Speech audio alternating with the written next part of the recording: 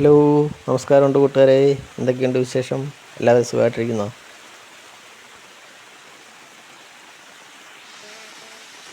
സാക്ഷാൽ ഗംഗാദേവിയെ ശിരസിൽ വഹിച്ചുകൊണ്ട് കൈലാസനാഥൻ വാണരുളുന്ന തൃക്കക്കുടി ശ്രീ മഹാദേവ ക്ഷേത്രം പ്രാചീനമായ ഗുഹാക്ഷേത്രമാണ്. ഈ വീഡിയോയുടെ ആദ്യ ഭാഗത്തിൻ്റെ ലിങ്ക് ഞാൻ ഡിസ്ക്രിപ്ഷനിൽ കൊടുത്തിട്ടുണ്ട്. അത് കാണാത്തവർ തീർച്ചയായും ഒന്ന് കാണുക. കേരളത്തിൽ മറ്റൊരു ക്ഷേത്രത്തിലും ഗംഗാധാരിയായ ശിവനെ നമുക്ക് കാണാൻ സാധിക്കില്ല. റോഡിൽ നിന്ന് കടന്നാൽ ചെറിയ ഒരു ഇടവഴിയാണ് മലമുകളിലേക്കുള്ള വഴി. അതിലൂടെ ഒരു ചെറിയ നീർച്ചാല് പോലെ വെള്ളം ഒഴുകി വരുന്നു. പണ്ടുകാലത്ത് ഘോരവനമായിരുന്ന ഇവിടെ ഇപ്പോൾ കുറച്ച് വള്ളിപ്പടർപ്പുകളും കുറ്റിച്ചെടികളും മാത്രം. നാമമാത്രമായി അങ്ങിങ്ങോരോ മരങ്ങൾ കാണാം. പാറയിൽ നല്ല വഴുക്കലുണ്ട്, എങ്കിലും പതിയെ കയറാൻ ആരംഭിച്ചു. ഗംഗാദേവിയെ കാണാനുള്ള ആഗ്രഹം മനസ്സിൽ വീർപ്പുമുട്ടി നിൽക്കുമ്പോൾ എന്ത് വഴുക്കൽ! സൂക്ഷിച്ച് പതുക്കെ കയറി. വിശാലമാണ് പാറയുടെ മുകൾപ്പരപ്പ്. അങ്ങിങ്ങ് കുഞ്ഞു കുളങ്ങൾ. പ്രദേശവാസികൾ പറയുന്നതനുസരിച്ച് പാണ്ഡവരുടെയും ശ്രീ ഹനുമാൻ സ്വാമിയുടെയും അവരുടെ കുതിരകളുടെയും കാൽപ്പാടുകൾ ഈ പാറമേൽ പതിഞ്ഞിട്ടുണ്ടെന്നാണ്. അത്തരത്തിൽ അവർ വിശ്വസിക്കുന്ന ശ്രീ ഹനുമാൻ സ്വാമിയുടെ കാൽപ്പാടുകളാണ് ഞാനിപ്പോൾ കാണുന്നത്. വിശാലമാണ്, ഒരു കുഞ്ഞു കുളം പോലെ തോന്നിക്കുന്നു.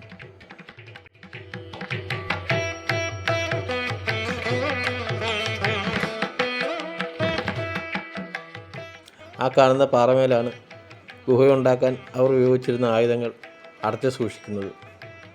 ഈ നിൽക്കുന്ന ആൽമരത്തിന് കീഴെ നമ്മുടെ ഗുഹാക്ഷേത്രവും സ്ഥിതി ചെയ്യുന്നു.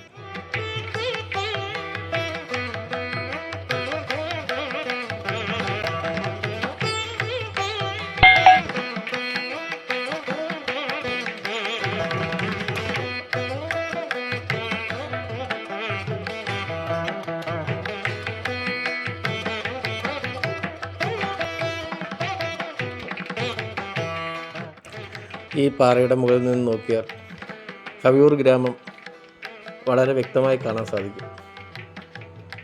സായന്തനങ്ങളും പ്രഭാതങ്ങളും ആസ്വദിക്കാൻ പറ്റിയ ഒരിടമാണ് ഈ ഗുഹാക്ഷേത്രം. മലമുകളിൽ ആരൊക്കെയോ കോറിയിട്ടതുപോലെ ചെറിയ നീർച്ചാലുകൾ പാറയുടെ മുകളിൽ കൂടി ജലമൊഴുകി ചെറിയ ചെറിയ ചാലുകളായി രൂപാന്തരപ്പെട്ട് ഓരോ തുള്ളിയും കൂടിച്ചേർന്ന് ഒരു ഗംഗാദേവിയായി താഴേക്ക് പതിക്കുന്നു.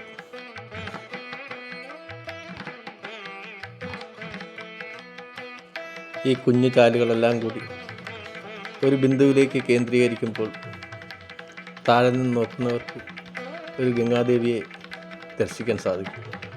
എന്ത് മനോഹരമാണ് ആ കാഴ്ച! ഇതാണ് ആ ഗംഗാദേവിയുടെ ഉത്ഭവസ്ഥാനം. എല്ലാ ചാലുകളും ഒഴുകി ഇവിടേക്ക് എത്തുമ്പോൾ ജടാധാരിയായ ഭഗവാന്റെ തിരുജടയിൽ നിന്നും ഗംഗാദേവി താഴേക്ക് പതിക്കുന്നു. നോക്കി, ഗംഗാദേവി ഒഴുകുന്ന ആ വഴികൾ. ഇവിടെയാണ് നേരത്തെ നമ്മൾ കണ്ട ഗംഗാദേവി താഴേക്ക് പതിച്ചുകൊണ്ടേയിരുന്നത്.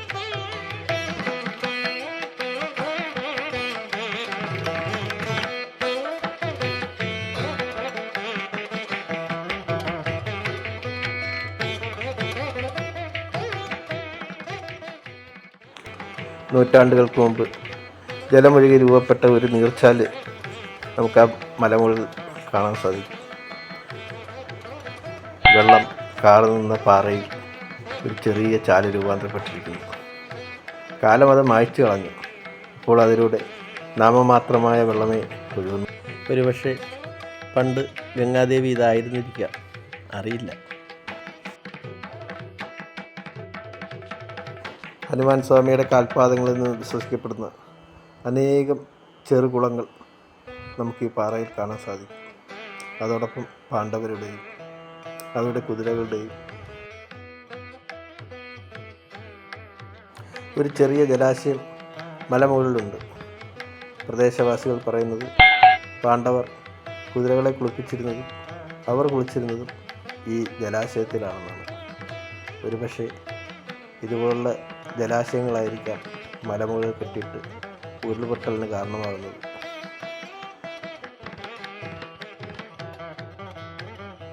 ചേറിൽ ചവിട്ടി ആരോ നടന്നു പോയതുപോലെ വ്യക്തമായി കാൽപ്പാടുകൾ നമുക്ക് ആ പാറയിൽ കാണാൻ സാധിക്കും.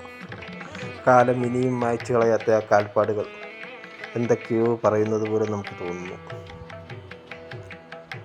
പാണ്ഡവർ 5 പേരുടെയും പാഞ്ചാലിയുടെയും കാൽപ്പാടുകളാവാം അത്. എനിക്കങ്ങനെ വിശ്വസിക്കാനാണ് ഇഷ്ടം.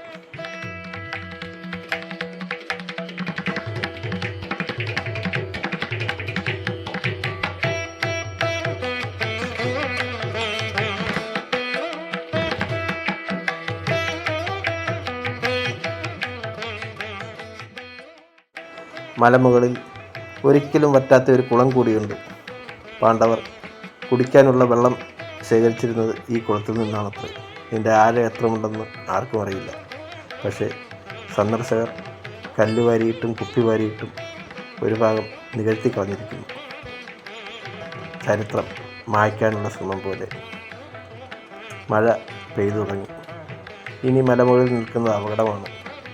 ചെറിയ ഇടിയുമുണ്ട്. മിന്നൽ പിണരുകളെ നമ്മൾ സൂക്ഷിക്കണം. തിരിച്ചിറങ്ങാൻ ആരംഭിച്ചു. തിരിച്ചിറങ്ങിയപ്പോൾ അപൂർവ ഇനത്തിൽപ്പെട്ട ഇടംപരി വലംപരി ഔഷധ സസ്യത്തെയും അവിടെ കാണാൻ സാധിക്കും. ഇപ്പോൾ എന്തായാലും ആയുധങ്ങൾ സൂക്ഷിക്കുന്ന പാറയിലേക്ക് പോകാൻ പറ്റില്ല. അത് പിന്നീട് ഒരിക്കലാവാം. തിരിച്ചിറങ്ങി.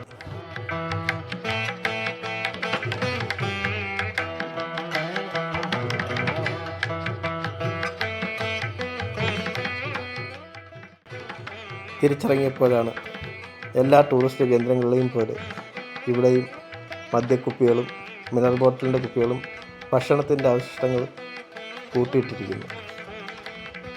സർക്കാർ ഇതിനൊക്കെ ഒരു നടപടിയെടുക്കണം. അതോടൊപ്പം തന്നെ നമ്മളും ബോധവാന്മാരാകണം. നമ്മുടെ പൈതൃകങ്ങളും നമ്മുടെ ടൂറിസ്റ്റ് കേന്ദ്രങ്ങളും നമ്മുടെ സ്വത്താണ്. അവ കളങ്കപ്പെടുത്താതെയും നശിപ്പിക്കാതെയും ഇരിക്കുക. നമുക്ക് വേണ്ടി കാലം കാത്തുവെച്ച നിധികളാണവ. അവയെ നശിപ്പിക്കാതിരിക്കുക.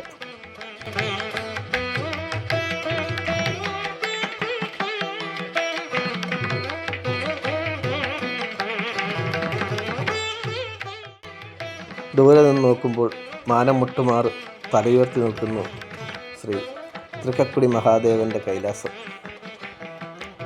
ചരിത്രം വിളിച്ചു പറഞ്ഞുകൊണ്ട്, നമ്മെ മാടി വിളിച്ചുകൊണ്ട്. പോകാൻ മനസ്സില്ല, എങ്കിലും മഴ കാരണം പോയേ പറ്റും. ഇനി ഒരിക്കൽ കൂടി വരണമെന്നുള്ള മോഹത്തോടെ ഒരു തിരിച്ചുപോക്ക്. തിരുവല്ലയിൽ നിന്നും ഏകദേശം 7 കിലോമീറ്ററും ചങ്ങനാശ്ശേരിയിൽ നിന്ന് ഏകദേശം 12 കിലോമീറ്ററോളം ഇവിടേക്ക് ദൂരമുണ്ട്. നിങ്ങൾ ജീവിതത്തിൽ ഒരിക്കലെങ്കിലും ഇവിടെ നിന്ന് സന്ദർശിക്കണം. അത്ര മനോഹരമാണ് ഇവിടം. നിങ്ങളെൻ്റെ വീഡിയോ ഇഷ്ടപ്പെട്ടെങ്കിൽ ഒന്ന് ലൈക്ക് ചെയ്യുക, ഒന്ന് ഷെയർ ചെയ്യുക.